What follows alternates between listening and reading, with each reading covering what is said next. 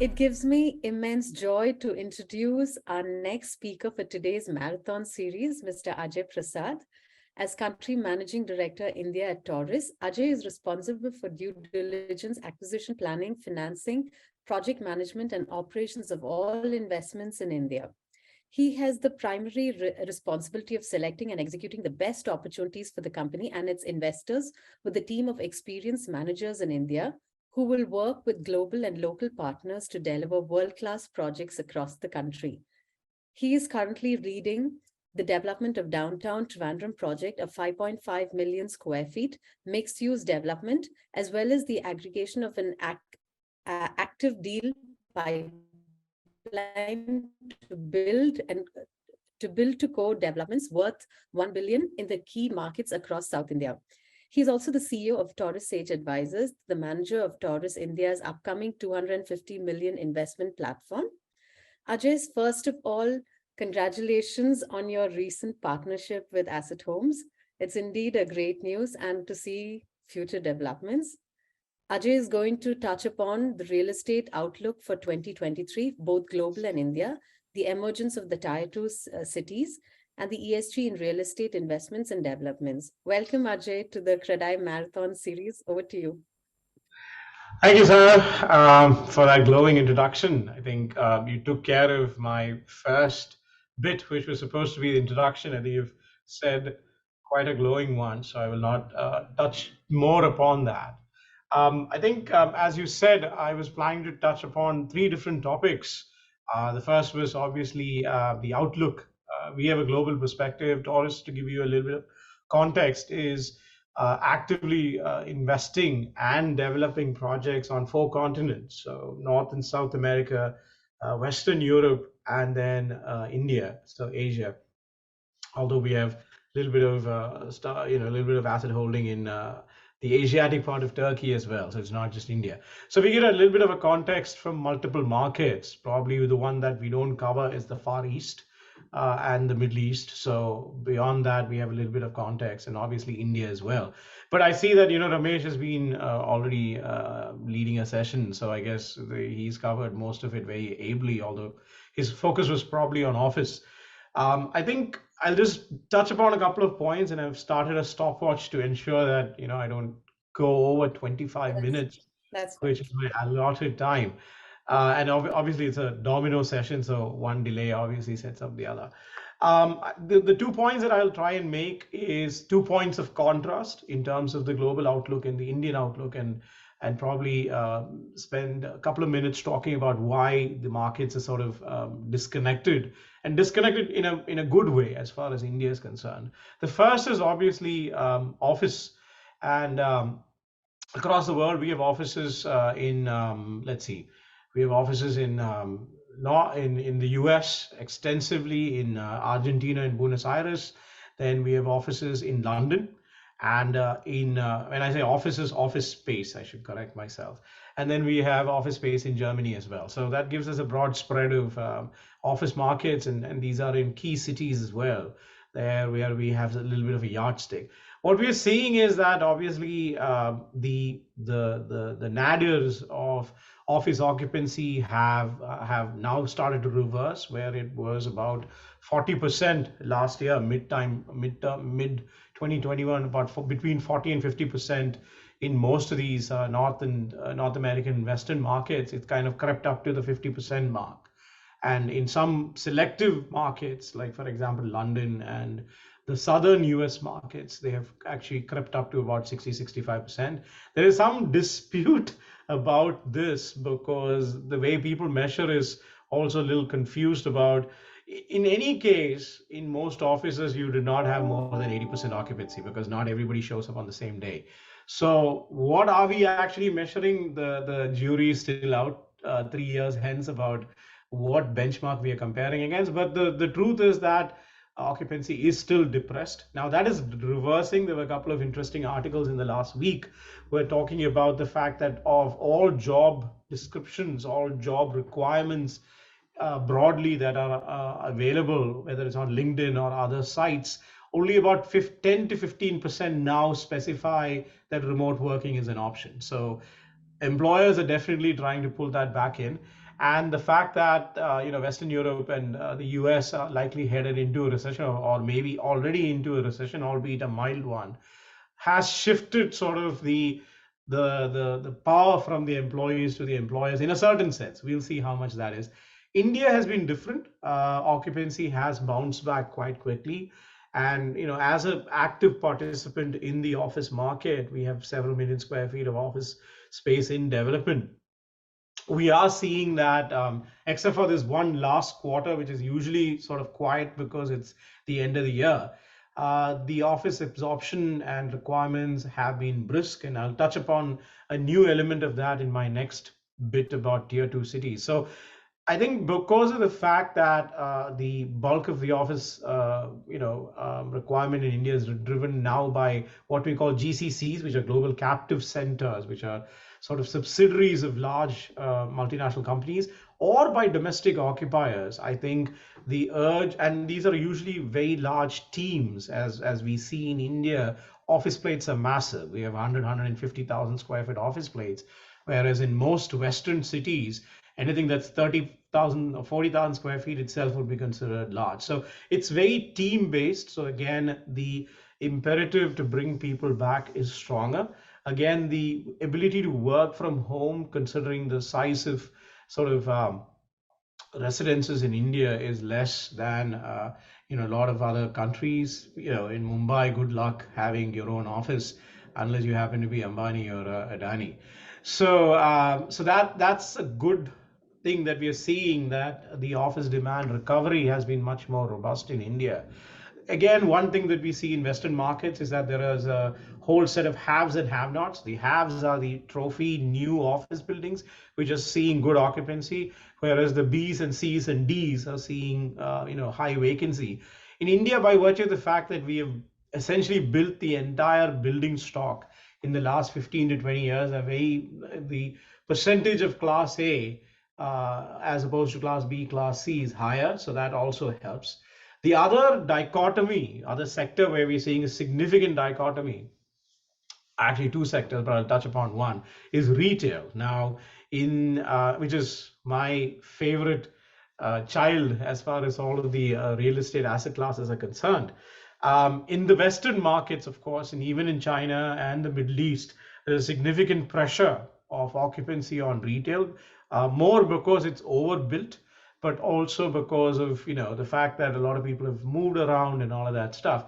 India continues to be perhaps the only large market in the world, and I used to be the chair, but now I'm the vice chair of the Global Real Estate Institute's global committee on retail, which includes CXOs, including Indian CXOs, from retail owners and investors around the world. So you see a broad barometer of sentiment there. I think India is now by far the only large market where it is still fruitful to build new shopping centers. And the reason is very simple. We are chronically undersupplied, such that for every 1,000 Indians, there's only about 90 to 100 square feet of Class A shopping center space. Whereas if you go to the US, that 90 square feet is 24,000 square feet. Same in China is about 5,000, and in Europe is between 2 and 4,000. So we are about, depending on which country you're comparing against, we have somewhere in the region of between 1/50th and 1/250th the space that other countries have. So very robust sentiment that we are seeing here. And similarly in residential as well. And I'm not going. The reasons are even more clearer in residential. The utter shortage of housing, and the very strong urbanization that we are seeing, and income growth that we are seeing in India. In most other markets, it's already saturated. There was a huge price bubble in pretty much any city that you can think of around the world outside of India. So corrections are happening. Prices are falling. Transactions have virtually come to a halt, not just in terms of single family homes, but also in terms of apartment rents that are coming down. India continues to have a great year. 2021, I believe, and 2022 were record years for the last 10 years in terms of sales of residential. So I think I'll conclude that sort of whistle stop overview with the three sectors where contrasts are happening. And the second part of what I wanted to talk about is also where even within a fast growing market like India, there is there's now a new area of growth that's happening. Now, for the longest time, and even today, when you talk to institutional investors, um, typically they only know three cities in India. Now, if you're lucky, they know about five, maybe six, but that's about it, right? So if you look at the sum total of all foreign direct investment, and I'm talking only about foreign investors, but it is true to a certain extent about domestic investors as well. I would say about 95% of foreign direct investment in the last 15 years, 90 to 95%, has been concentrated in about the top five cities. And we all know who the usual suspects are. Now, tier two has always been the bridegroom, never, sorry, the bridesmaid, but never been the bride. We've talked about the emergence of tier two for decades now. And, again, a similar list of names has swirled around as to who is the next Pune. But for various reasons, mostly the inertia of large employers and the fact that till recently India was scraping the bottom of the barrel as far as investment was concerned. To give you a sense, India gets about, we are the third largest or the fourth largest economy, depending on what yardstick you use. But we usually get on a good year 1% of all foreign, I mean, inter-country investment in real estate, 1%, with about 14% of the world's population and probably about 8% of global GDP, 7 to 8% of global GDP. So we are chronically underinvested in. That has changed in the last, I would say, the pandemic years. And it's also a weakness in the rest of Asia as opposed to us becoming suddenly very strong. But it's also positive tailwinds in the Indian economy, and investment has started to slowly creep up. So, and another trend that has kind of helped, two trends that have helped um, the attention to come to tier two cities. The first is sort of when the pandemic happened, a lot of the workforce kind of moved back to tier two cities because depending on which statistic you look at, between 30 and 45% of the white collar workforce that is predominantly and overwhelmingly concentrated in the tier one cities is from tier two or from tier three, whatever you want to call it. A lot of these people moved back, and there is a certain stickiness in them coming back. So companies have started to consider what we call the hub and spoke sort of office system, which is also happening here in the US to varying degrees. And this is to set up smaller offices in tier two cities. We are seeing a lot of demand. Our primary development is in Trivandrum, which is a tier two city and is the largest tier two city of amongst, in terms of technology employment, with about 100,000 people working there. So we are seeing a lot of these large Fortune 500 employers looking to set up a second or a third office in cities like this. And the other cities are usual suspects. You have Cochin, you have Chandigarh, you have Jaipur, and Ahmedabad. I mean, Ahmedabad, it's a travesty to call Ahmedabad a tier two city, but it unfortunately gets grouped there sometimes. But Ahmedabad, Bhubaneswar, a lot of these are also seeing similar demand. So that has shown a little bit of spotlight on tier two cities, and therefore, likely to boost office demand in those markets. Now, it's always a question of the chicken and the egg, that companies want to come out to tier two cities, but are there class A office spaces there? In most cases, not. So there is a demand pull, but there is a supply shortage. So that's a great area of opportunity for developers to look at. And by virtue of the fact that India's office development market is extremely concentrated, there are only about 10, maybe 12, maybe 15 developers, class A developers, and we can all name them very quickly. It is unlikely that they will filter out to the 30 or 40 locations where office space is demanded. Now, some of them have started to look out, for example, joint venture partner Embassy, Prestige, Some of these guys have started to look out into other markets as well, but there is a significant likely opportunity for developers who are very strong in the tier two markets, even if they're not necessarily office developers, to consider that as a new asset class to get in. The only key is that, typically when we talk about tier two and tier three market office buildings and even shopping centers, for example, there's a little bit of a belief that there's a discount, that companies who want grade A plus office buildings in a Bangalore will be okay with B in tier two. That is not necessarily the reality. They will look for similar specs, whether it's in Bangalore, Bhubaneswar, or Trichy, right? So that's something that developers need to keep in mind. Similarly, retail has also seen a significant expansion in tier two markets. Retailers have started to realize that they can no longer afford to be sort of focused only on 6 or 7 cities. More stores in some cases have been opened by retailers in the last 2 years in tier two than in tier one. And again, there is a shortage of good retail space. So typically, a lot of these guys end up doing standalone high street stores and so on and so forth. But if you look at shopping centers, India only has about 50 really good shopping centers, which is nothing close to what a country this size needs.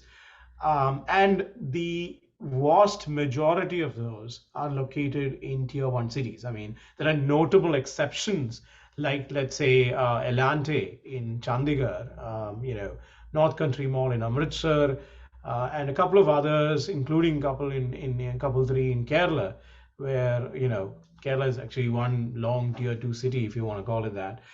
Um, but the opportunity again is massive. Most of these cities that we are talking about are cities with a population of 2 million, 3 million in some cases, and they can take really large grade A shopping centers. And now the large sort of owners have started to diversify out. Inorbit is looking at has bought land in Vizag. I recall that Phoenix has bought land in Vadodara. And Nexus, the Blackstone platform, already owns Elante in Chandigarh and a couple of other tier two locations as well. So that is happening, but once again, the opportunity is enormous. And the opportunity in tier two is twofold. There is the opportunity to build a destination center, which is typically something of over 1 million square feet.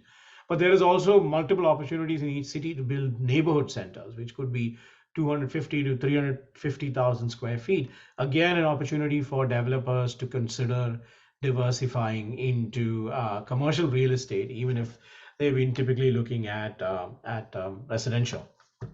Um, Next asset class, is residential, and that has always been healthy in tier two. What I see happening is there's the wave of consolidation amongst developers is also now starting to push out into tier two, with larger developers from markets like Bangalore, Bombay, and Delhi pushing out into some of these smaller markets as well.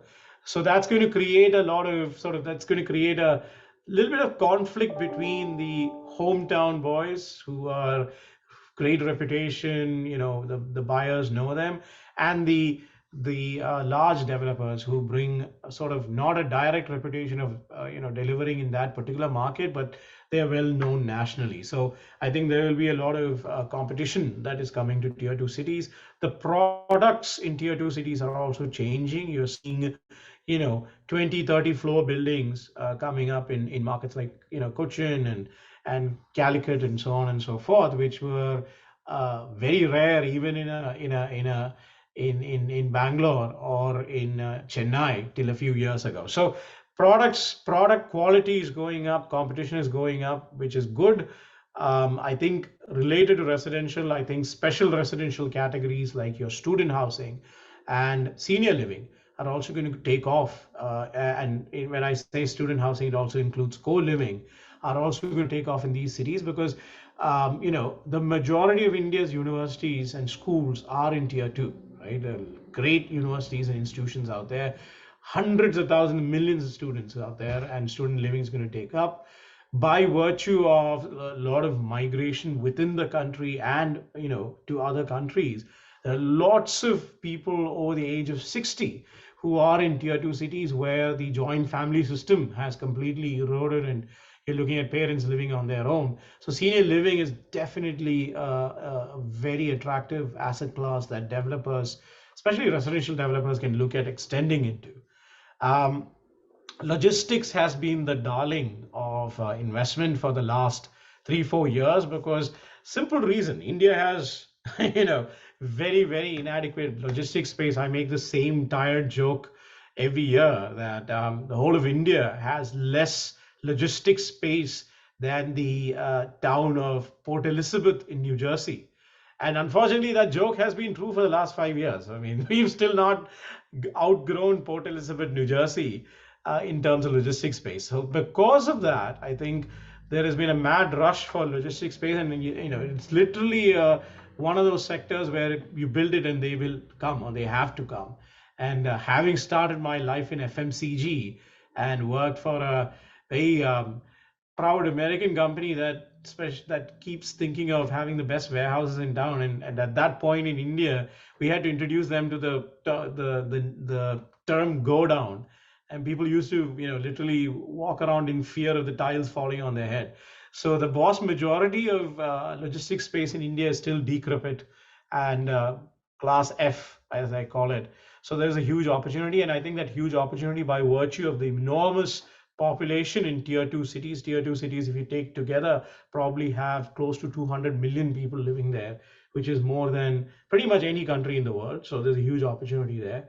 Data centers have been another favored asset class of investors in India, again, by virtue of the fact that we have very little data center space. I think we don't even have 1 gigawatt of data center space in the country, which, considering that we have the largest digital consuming population in the world, everybody has 2 cell phones and then some, is quite extraordinary. And a lot of this consumption happens in tier two, and especially as things like offices move out to tier two, and then digital financial services become more pronounced in tier two. What tends to happen is, because of latency, these data centers also have to move out to these locations. They will not be the giga scale data centers that we talk about, where it's hundreds of megawatts, but these will be 25 to 50 megawatt, maybe 100 megawatt data centers that move out. So there is an enormous world of opportunity out there, and I think it is equally attractive for large developers in the metros to look at additional markets.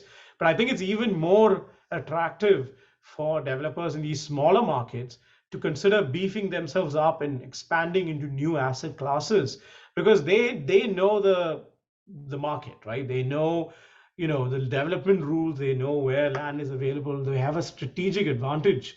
So I think it is a great opportunity over the next 5 10 years to not just scale up, but also to attract investment. And like ourselves, there are lots of investors out there.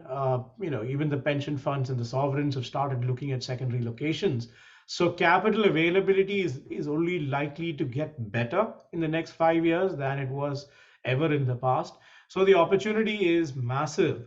And I think it bears looking out at. And I think there's a great window of opportunity for India in terms of growth over the next 10 years, especially with this whole China plus one strategy now becoming entrenched in the minds of investors around the world, in the minds of manufacturers around the world.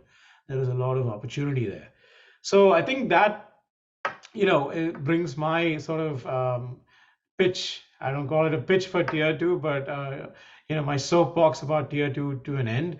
I was also planning to talk about ESG, but then I saw that the IFC folks have already been there and talked about green buildings, so there's not much left to talk about.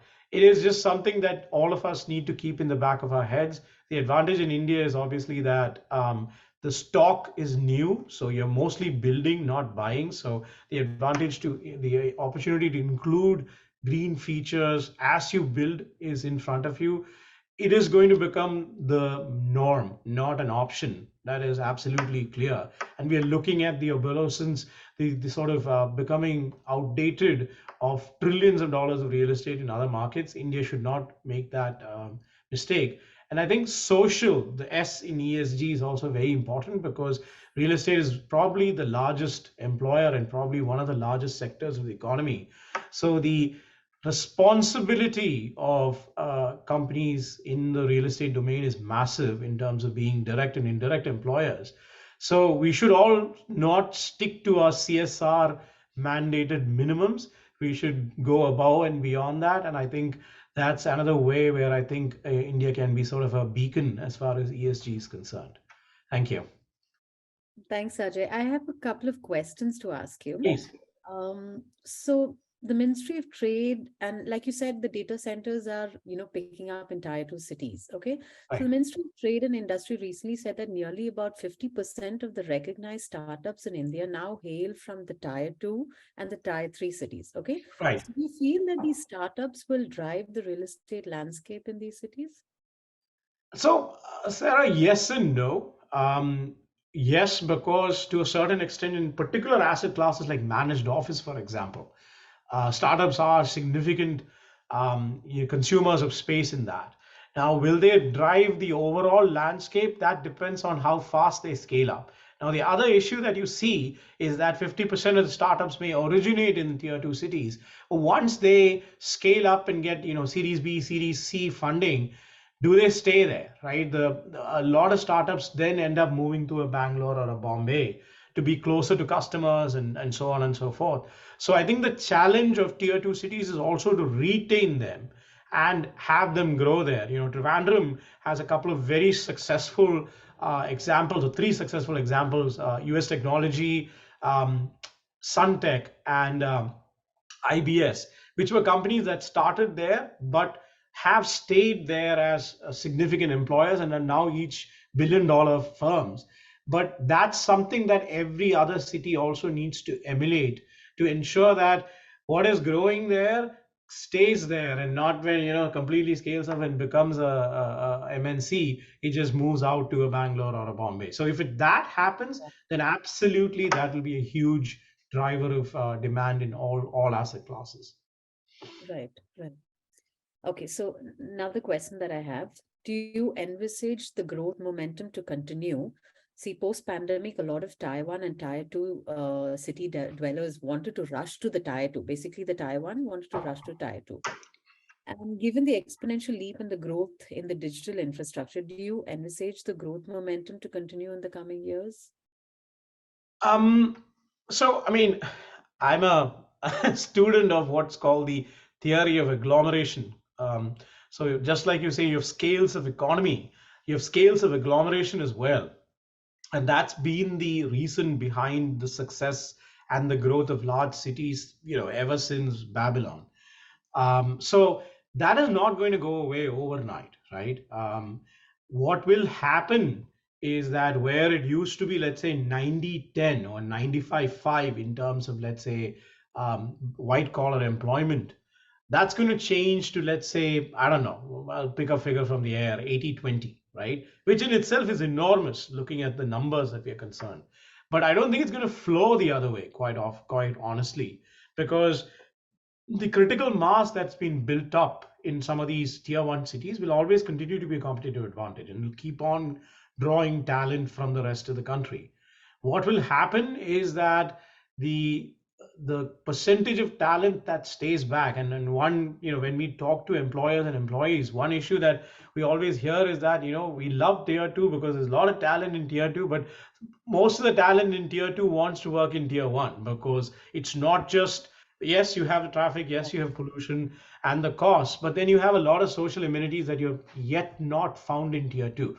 So I think for that equilibrium to be really established, and you see that in the US and let's say in Germany, where tier two cities like an Austin or a Nashville also have really good social infrastructure. Whereas in India, you have 7 cities and there is a cliff, and then that cliff has to turn into a gentle slope. And especially for people who have already had the aspirational exposure of being in a tier one city or even being in a city outside of India, for them to permanently put down roots in some place where their parents are and they're happier and it's less expensive, they still need some of that fun element to come in, which is again where I think the real estate development community has a great opportunity, because there's money to be made here. This is not charity, but then you end up sort of it's reinforcing. It's a growing snowball. But we have to make sure it keeps going, rolling downhill. Yeah. So thank you so much, Ajay. It was very insightful session. I think you've covered it really well. And thank you for always being a part of our CREDAI sessions. Look Always forward. happy. Thank you for having me. Thank you.